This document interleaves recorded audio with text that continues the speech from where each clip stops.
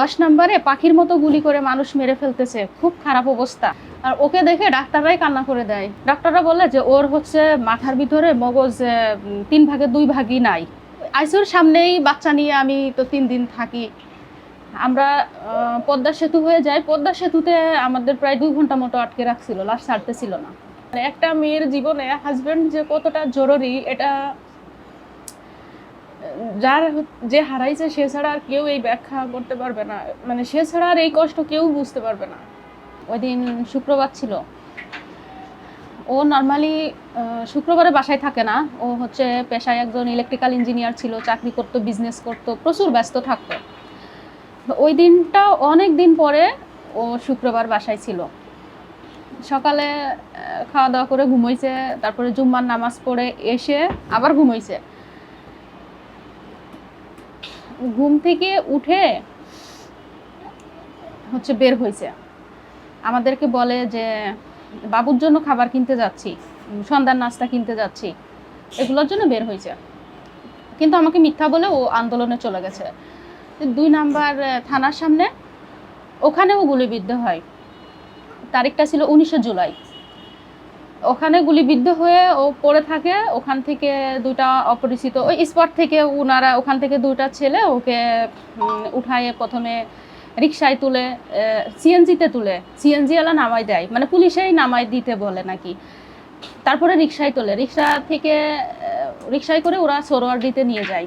1 নম্বরে কি একটা হাসপাতালে দেখাইছে, পরে ওখান থেকে ফেরত দিছিল, সরোয়ারদিতে নিয়ে যায়। সরোয়ারদিতে নিয়ে যাওয়ার পরে ওর গুলিটা লাগছিল একদম মাথার মাঝখানে। তো প্রাথমিক চিকিৎসা দিয়ে ওরা আবার হচ্ছে নিউরোসায়েন্স হাসপাতালে পাঠায়। ওর গুলি লাগছিল আনুমানিক টাইম 6:30টা। ও বাসা থেকে বের হয় 4টার দিকে। ও বাসা থেকে যখন বের হয় তখন আমাকে বলে গেছিল আধা ঘন্টার ভিতরেই বাসায় আসবো। মানে আমিও আবার ওই সময় সন্ধ্যার নাস্তা বানাইছিলাম, আমি বলছিলাম যে খেয়ে যাও। ও বলে না, আমি এসে খাবো। ও আধা ঘন্টার জন্য যাই। পরে আমি যখন দেখতেছি যে আর আসতেছে না, ফোন দিচ্ছি। প্রথমে ফোনটা যায়, তার কিছুক্ষণ পরে আবার ফোনটা বন্ধ বলে। এই করতে করতে প্রায় 8টা-9টা বেজে গেছে। মানে টেনশন হচ্ছে যে কোথায় গেল, ওর ফোনটাও বন্ধ হয়ে গেছে। তারপরে 2 নাম্বারের ওইদিকে আমার একটা পরিচিত আপু টিউশনি করাইতে যায় 10 নাম্বারের ওইদিকে। ওই আপু বলে যে বাসায় এসে বলে যে জানেন আপু, হচ্ছে 10 নাম্বারে পাখির মতো গুলি করে মানুষ মেরে ফেলতেছে, খুব খারাপ অবস্থা। আপু যখন এটা বলে তখন 9:30 10টা এরকম টাইম।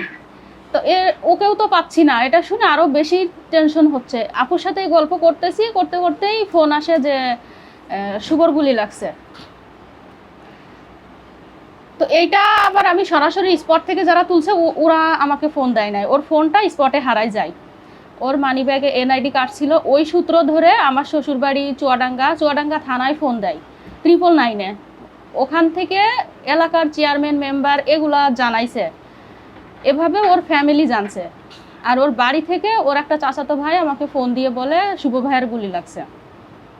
তখন আমি জানি না যে কোথায় আছে বা কী অবস্থায় আছে, আদৌ কতটা আহত, আমি কিছুই জানি না। তারপরে আমিও আবার ওই থানায় যোগাযোগ করি। এভাবে খুঁজতে খুঁজতে ওর কাছে পৌঁছাইতে 11:30টা বেজে যায় আমার। যে দেখি অপারেশন থিয়েটারে আছে, কোনো রেসপন্স ছিল না। ডাক্তার বলছিল যে বেঁচে আছে, তাই বিশ্বাস করেছিলাম বেঁচে আছে। তারপরের দিন কোনো অপারেশন হয় নাই, আইসিইউতে নেয়। আইসিইউতে ছিল 3 দিন।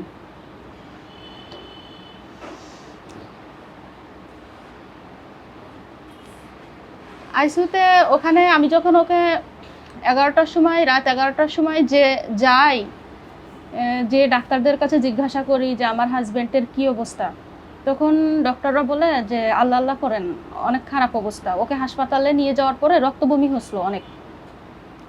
আর শরীরে তো কোনো রক্তই ছিল না, কারণ এইখান থেকে 2 নাম্বারে গুলি লাগছে। এখান থেকে ঘুরে সরোয়ার দিতে নিয়ে গেছে, ওখান থেকে আবার নিউরোসায়েন্সে নিয়ে গেছে।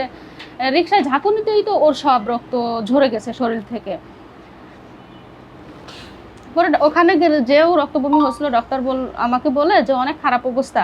আমার বাবুর বয়স তখন মাত্র 6 মাস।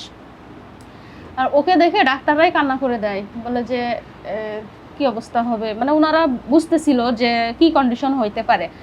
ডাক্তাররা বলে যে ওর হচ্ছে মাথার ভিতরে মগজ 3 ভাগের 2 ভাগই নাই, আর যে অংশটা আছে ওইটাও হচ্ছে আর কোনো রিকভারি করার সুযোগ নাই। এরকম বলে যে বাঁচবে না, একদম ডিরেক্টলি এরকম বলে। আমি ডাক্তারদের বলি যে কি বলেন এটা, ওর হচ্ছে ও খুব মানে অন্যরকম একটা ছেলে ছিল, পরিশ্রমী বা সততার দিক দিয়ে মানে এক কথার মানুষ ছিল, মানে ওর ব্রেনটে না বলে কোনো শব্দ ছিল না, এরকম একজন মানুষ ছিল ও। তো আমি ডাক্তার যখন বলে যে ওর ব্রেনই নাই, মানে মাথার ভিতরে কোনো মগজই নাই, তখন আমি বলছি আপনি কি পাগল হয়ে গেছেন? ডাক্তারকে আমি বলি যে আপনি কি পাগল হয়ে গেছেন? ওর হচ্ছে সুপার পাওয়ারের একজন মস্তিষ্কের মানুষও, আর এখানে আপনি বলতেছেন যে কোনো মস্তিষ্কই নাই, এটা কেমন কথা? পরে নিউরোসায়েন্সের আইসিইউতে থাকে, আইসিইউর সামনেই বাচ্চা নিয়ে আমি তো 3 দিন থাকি। ওই সময়ের অবস্থা তো আসলে মানে কেউই বুঝবে না, ব্যাখ্যা করার মতো না, যে আমার হাজব্যান্ডের গুলি লাগছে আর আমি আমার বাচ্চা নিয়ে আইসিইউর সামনেই আছি 3 দিন।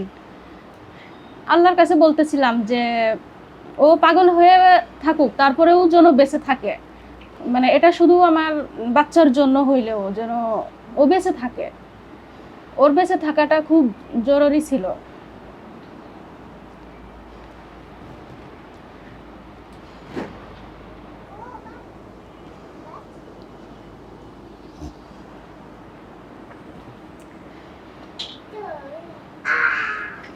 আমার আর আমার বাচ্চার জীবনে আমার হাজবেন্ড ছাড়া আর কেউই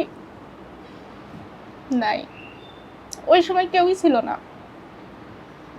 আমার বাবা মা নাই, আমার কোনো ভাইও নাই। মানে এখন আমি যে 2 বছর পার হয়ে গেছে, হাজবেন্ড মারা গেছে, 6 মাস বয়স থেকে, বাচ্চার বয়স 6 মাস, তখন থেকে এখন পর্যন্ত মানে একাই স্ট্রাগল করে যাচ্ছি। মানে একটা মেয়ের জীবনে হাজবেন্ড যে কতটা জরুরি, এটা যে হারাইছে সে ছাড়া আর কেউ এই ব্যাখ্যা করতে পারবে না, মানে সে ছাড়া আর এই কষ্ট কেউ বুঝতে পারবে না। আমি হয়তো আপনার কাছে এটা বলতেছি, এটা আপনাদের কাছে কেমন লাগতেছে জানি না, এটা মানুষের কাছে হয়তো যখন শুনে তখন সাময়িক কিছু কষ্ট মনে হয়, কারোরই আসলে কিছুই যায় আসে না, কিন্তু যার হারাই সেই বুঝে।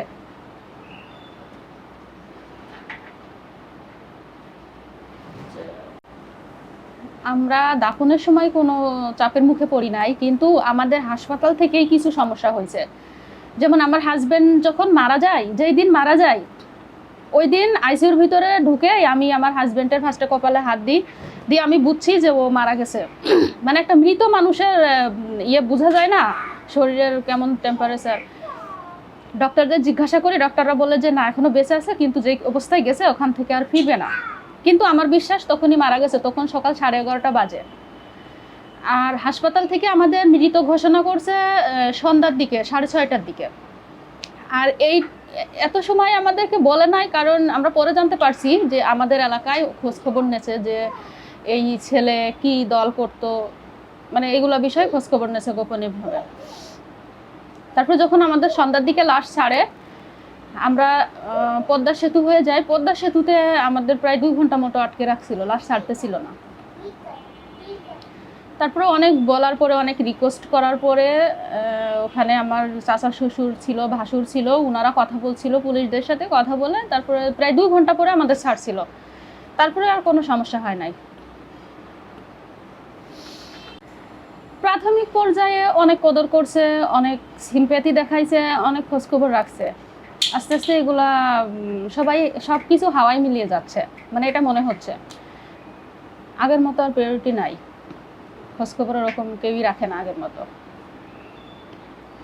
আমাদের আগের মতো কি, আমাদের তো কিছু চাওয়া পাওয়ার নাই। আমরা তো সরকারের কাছে আমার জীবনের সব থেকে বড় সম্পদটা দিয়ে দিছি, আমার বাচ্চার জীবনের সব থেকে বড় সম্পদটা দিয়ে দিছি। এখন খোঁজ খবর দিয়েই বা কি করব? তারা আমাদের কি খোঁজ খবর নিবে, আর আমাদের তারা কি সহানুভূতি দেখাবে, আর কি বা করার আছে তাদের?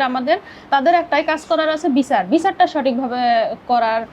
তাদের এইটাই আমরা মনে করি বড় বড় রাজনৈতিক দল বা সরকার যারা টপ লেভেলে আছে দেশের, তাদের থেকে বিচার ছাড়া আর কোনো এক্সপেকটেশন আমাদের নাই। তারা আমাদের কি লাইফের কি ক্ষতিপূরণ দেবে? তারা আমাদের টাকা দিয়ে মানুষের কি জীবন চলে?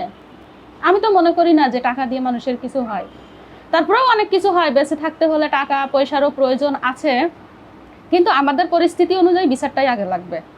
আজকে আমি এই বয়সে বিধবা হয়ে ঘুরতেছি, আমার এই যে বাচ্চা এতিম হয়েছে, এই জুলাই আন্দোলনে আমার বাচ্চার মতো প্রায় 300+ বাচ্চা এতিম হয়েছে, যাদের সুন্দর ভবিষ্যৎ হওয়ার কথা ছিল, রাজকীয়ভাবে বড় হওয়ার কথা ছিল, এগুলো সব নষ্ট হয়ে গেছে। তো সরকারের কাছে আমাদের কি বা চাওয়ার আছে? কিছুই চাওয়ার নেই। আমাদের নামে যদি পুরো বাংলাদেশে লিখে দেয়, আমাদের ক্ষতিপূরণ হবে না, কিন্তু যদি বিচারটা করে, আমাদের বাচ্চারা তো এখন কিছু বুঝে না, বড় হয়ে এটা বলতে পারবে যে না, আমার বাবা রাষ্ট্রের জন্য স্বৈরাচারী বিদায় করার জন্য জীবন দিয়েছে, অন্তত বিচারটা করছে পরবর্তী সরকার এসে।